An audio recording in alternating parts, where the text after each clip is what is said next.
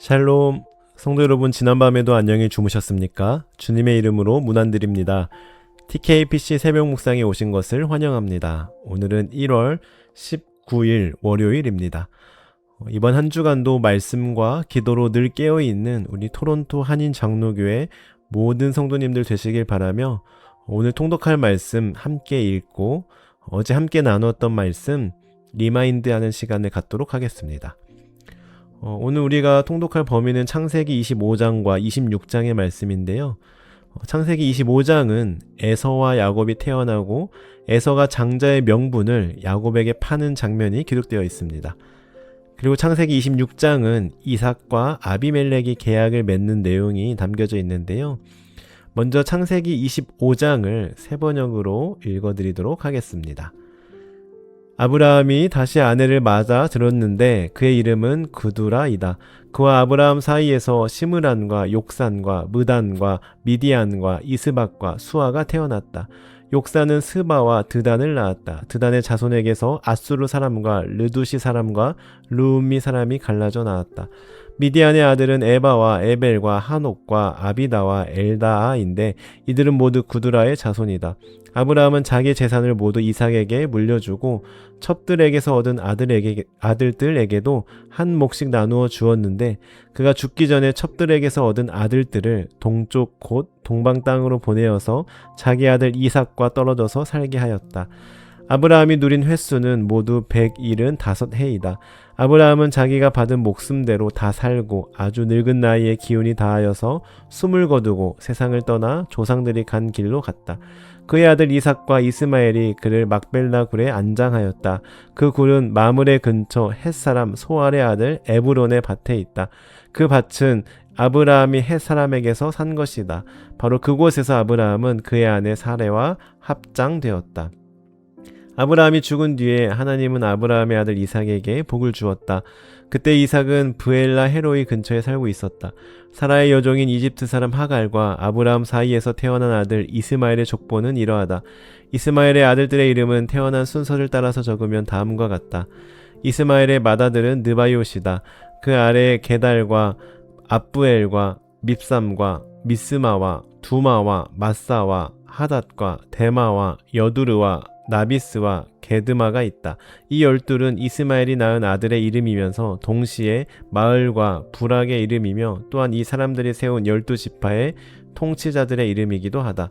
이스마엘은 모두 137해를 누린 뒤에 기운이 다하여서 숨을 거두고 세상을 떠나 조상에게로 돌아갔다. 그의 자손은 모두 하윌라로부터 수르 지방에 이르는 그 일대에 흩어져서 살았다. 수르는 이집트의 동북쪽 경계 부근 아시리아로 가는 길에 있다. 그들은 모든 형제들과는 적대감을 가지고 살았다. 다음은 아브라함의 아들 이삭의 족보이다. 아브라함이 이삭을 낳았고 이삭은 40살 때 리브가와 결혼하였다. 리브가는 밧단 아람의 아람 사람인 부두엘의 딸이며 아람 사람인 라반의 누이이다. 이삭은 자기 아내가 임신하지 못하므로 아내가 아이를 가지게 해달라고 주님께 기도하였다. 주님께서 이삭의 기도를 들어주시니 그의 아내 리브가가 임신하게 되었다.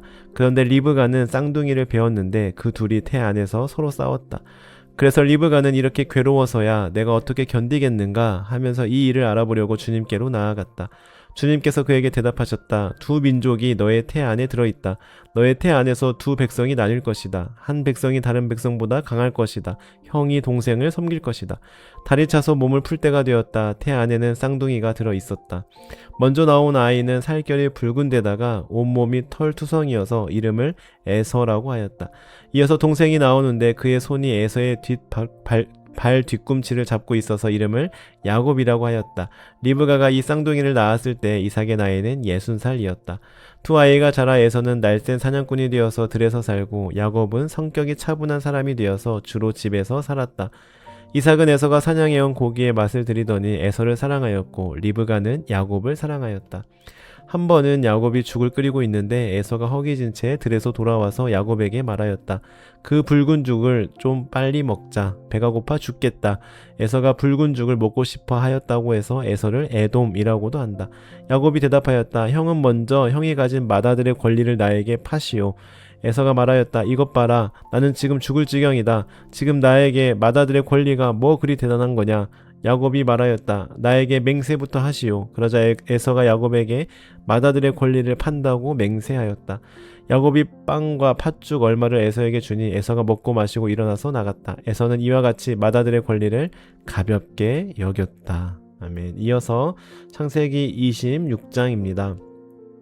일찍이 아브라함 때 그 땅에 흉년이 든 적이 있는데 이삭 때에도 그 땅에 흉년이 들어서 이삭이 그랄의 블레셋 왕 아비멜렉에게로 갔다. 주님께서 이삭에게 나타나셔서 말씀하셨다.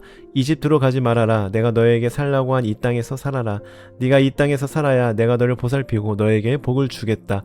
이 모든 땅을 내가 너와 너의 자손에게 주겠다. 내가 너의 아버지 아브라함에게 맹세한 약속을 이루어서 너의 자손이 하늘의 별처럼 많아지게 하고 그들에게 이 땅을 다 주겠다. 이 세상 모든 민족이 내 씨의 덕을 입어서 복을 받게 하겠다. 이것은 아브라함이 나의 말에 순종하고 나의 명령과 나의 계명과 나의 율례와 나의 법도를 잘 지켰기 때문이다. 그래서 이삭은 그랄에 그대로 머물러 있었다. 그곳 사람들이 이삭의 아내를 보고서 그에게 물었다. 그 여인이 누구요? 이삭이 대답하였다. 그는 나의 누이요. 이삭은 그는 나의 아내요. 하고 말하기가 무서웠다. 이삭은 리브가가 예쁜 여자이므로 그곳 사람들이 리브가를 빼앗으려고 자기를 죽일지도 모른다고 생각하였기 때문이다. 이삭이 그곳에 자리를 잡고 산 지 꽤 오래된 어느 날 블레셋 왕 아비멜렉은 이삭이 그 아내 리브가를 애무하는 것을 우연히 창으로 보게 되었다. 아비멜렉은 이삭을 불러들여서 나무랐다. 그는 틀림없이 당신의 아내인데 어쩌려고 당신은 그를 누이라고 말하였소. 이삭이 대답하였다. 저 여자 때문에 제가 혹시 목숨을 잃을지도 모른다고 생각하였기 때문입니다. 아비멜렉이 말하였다. 어쩌려고 당신이 우리에게 이렇게 하였소. 하마터면 나의 백성 가운데서 누구인가가 당신의 아내를 건드릴 뻔하지 않았소. 괜히 당신 때문에 우리가 죄인이 될 뻔하였소. 아비멜렉은 모든 백성에게 경고를 내렸다. 이 남자와 그 아내를 건드리는 사람은 사형을 받을 것이다. 이삭이 그 땅에서 농사를 지어서 그 해에 100배의 수확을 거두어 드렸다. 주님께서 그에게 복을 주셨기 때문이다. 그는 부자가 되었다. 재산이 점점 늘어서 아주 부유하게 되었다. 그가 양떼와 소떼, 남종과 여종을 많이 거느리게 되니 블레셋 사람들이 그를 시기하기 시작하였다. 그래서 그들은 이삭의 아버지 아브라함 때에 아브라함의 종들이 판 모든 우물을 막고 흙으로 메워버렸다. 아비멜렉이 이삭에게 말하였다. 우리에게서 떠나가시오. 이제 당신은 우리보다 훨씬 강하오. 이삭은 그곳을 떠나서 그랄 평원에다가 장막을 치고서 거기에 자리를 잡고 살았다. 이삭은 자기 아버지 아브라함 때 팠던 우물들을 다시 팠다. 이 우물들은 아브라함이 죽자 블레셋 사람들이 메어버린 것들이다. 이삭은 그 우물들을 그의 아버지 아브라함이 부르던 이름 그대로 불렀다. 이삭의 종들이 그랄 평원에서 우물을 파다가 물이 솟아나는 샘줄기를 찾아냈다. 샘이 터지는 바람에 그랄 지방 목자들이 그 샘줄기를 자기들의 것이라고 주장하면서 이삭의 목자들과 다투었다. 우물을 두고서 다투었다고 해서 이삭은 이 우물을 에색이라고 불렀다. 이삭의 종들이 또 다른 우물을 팠는데 그랄 지방 목자들이 또 시비를 걸었다. 그래서 이삭은 그 우물 이름을 신나라고 하였다.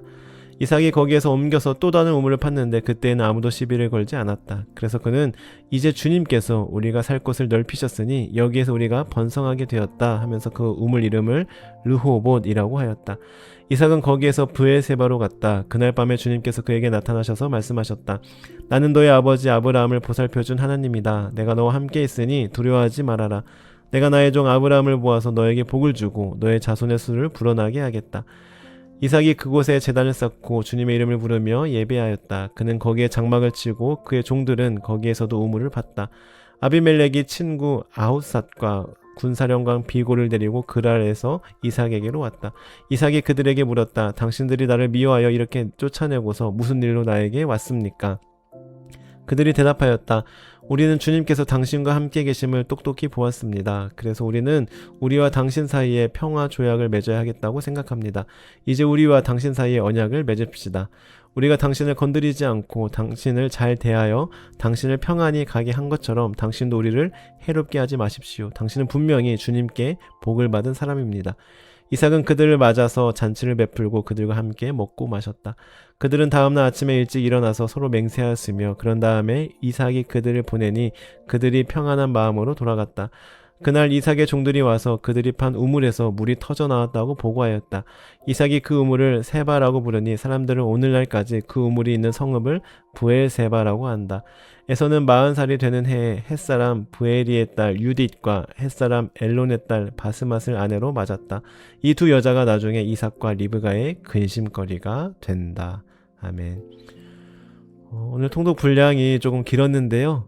이어서 우리 어제 함께 나눴던 말씀 같이 떠올려 보면 우리 이제 아마 다 외우셨으리라 생각하는데요. 이사야 60장 1절에서 3절까지의 말씀을 함께 나누었습니다. 일어나라, 빛을 발하라. 어제는 이 말씀이 기록된 당시의 상황과 그 이후의 상황을 중심으로 함께 말씀을 나누었는데요. 이 말씀이 기록된 당시의 상황은 이스라엘 백성들이 바벨론 포로 생활을 마치고 돌아온 이후로 예루살렘은 완전히 폐허가 되어 있었고 경제적인 어려움으로 인해 소망이라고는 찾아볼 수 없는 그런 상황이었습니다. 백성들은 패배주의와 무력감, 우울감에 빠져 있었습니다. 그 시기에 바로 하나님께서 일어나라, 빛을 발하라 라고 말씀하셨습니다. 그리고 이 말씀이 선포된 이후는 어떠했을까요? 하나님의 말씀대로 즉시 일어나 빛을 발했을까요? 옛 영광을 금세 다시 회복할 수 있었을까요? 안타깝게도 즉각적인 기적, 빠른 회복이 일어나 모든 문제가 해결된 것은 아니었습니다. 눈에 띄는 변화는 일어나지 않았습니다. 그러나 하나님은 계속해서 일하고 계셨고 비록 규모는 작았지만 중단되었던 제2성전이 완공되었으며 정치적, 종교적 공동체로서의 기틀도 다시 다지게 되었습니다. 요약하면 현실적으로는 잿더미 위에서 성전을 다시 짓고 성벽을 쌓는 고된 노동이 이어졌습니다. 한마디로 일어나라 빛을 발하라 이후에 드라마틱한 회복은 일어나지 않았습니다.